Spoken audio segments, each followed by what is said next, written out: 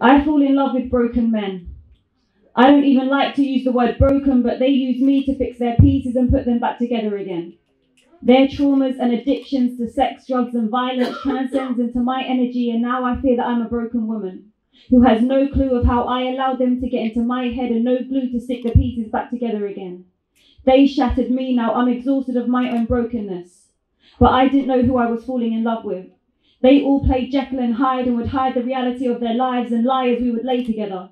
While they act in disguise, they take advantage of my truth that shines through, which makes it easy for them to appear as though they are gold, but in reality, they were not providing me with any light at all. It must be tiring to keep up acts and lies, but people become confused by what is real and what is not, and a lie becomes their truth, until you realize your heart is becoming a doormat to the man that you once called your home. And he starts to get worn down, so you notice cracks in the walls. Lies start to crawl out of the woodwork, and if walls could talk, they would express the windows of pain you had felt. So many hidden skeletons in his closet, lucky escape knowing that I never put down deposits on these men, who I looked at like a mortgage, but in reality, they were more like a flat that is not worth the rent. Now my heart sits somewhere in a shelf in a dark box of a cold room, so I don't have to be reminded of past wounds, but my heart can never be broken. My heart will always remain soft. My heart's not black, it's blue. It's just temporarily bruised. So I address my past in hopes it doesn't get delivered to my future, because I know he exists, I just don't know where he lives. And even if pain comes knocking on our door, he'll protect me because he's the cure and not the cause. But you look back and can't help but ask yourself, how could I have been so blind? But you're the sun, you provided the light, so of course you were blind to what he was doing that night. While you recharged your beautiful rays, it's like he blocked out his darkness and put Ray-Bans on your face. Ironic, now he is banned from ever seeing these beautiful eyes again. And now I see him in a different light. True colours surface that were once so vividly bright, which turned to hues of darkness that I don't recognise.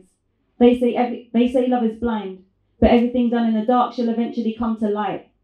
Maybe the saying opposites attract is a fact, because it's like negative men can feel me from overseas, and because they do not feel complete, they leech onto my positive energy, until my batteries are empty, leaving me to heal from the men who use me for my healing qualities.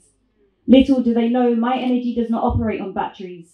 My energy is electric. My energy is light. I radiate. My energy is alive. From my crown to my root, my energy stays aligned. I now repel anyone whose energy is not as divine as mine.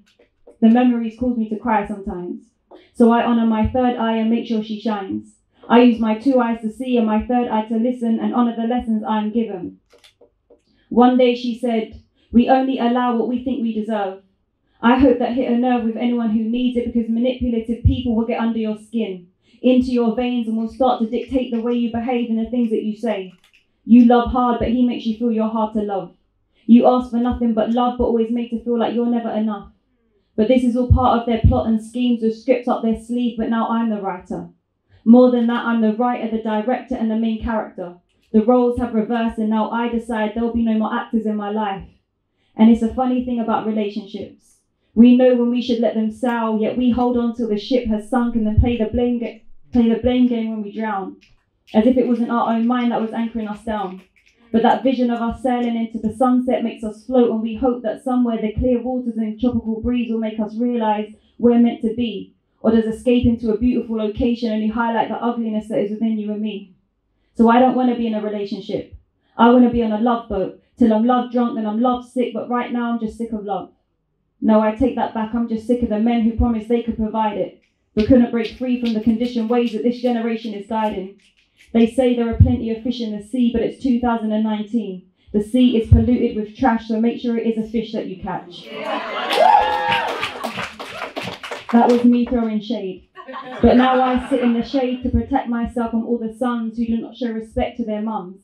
If you really want to know how a man will treat you, be aware of the language he uses with the women who have brought him up. If he cannot show respect to them, how do you expect him to speak to you in the language of love? Coming to the realization that all of my relationships with men have been based on being used emotionally, sexually, or financially, taking from me as much as they could get, is not an easy pill to swallow. But I don't take pharmaceutical drugs. I'm a self-healer, so I meditate to medicate instead. No, that's what people expect me to say, because in reality, I sit with my thoughts in the dark till I laugh at the shit that has me down, because life is a cycle and I'm just on another round, so don't pity me, because I'm the epitome of abundance. I am overflowing with love, while these thirsty men will continue to use other people to fill up their empty cups. But just to be clear, I may not always stop a liar in his tracks, but I now have a manual as to what is fiction and what is fact. So when I spot the red warning signs, I wait for the green light, automatically bust a U-turn, and I drive without ever looking back. Thank you.